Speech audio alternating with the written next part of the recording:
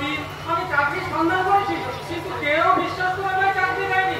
দিন না স্যার, আপনি আমাকে মনে রাখলে আমার একটা চাকরি দিন, আজীবন আমি আপনার গোলাম হয়ে থাকবো।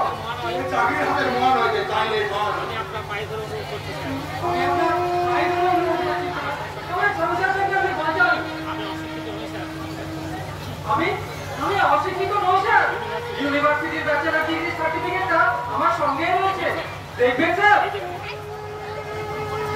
শিক্ষিত এই দেখুন স্যার, শিক্ষিত ব্যাচেলর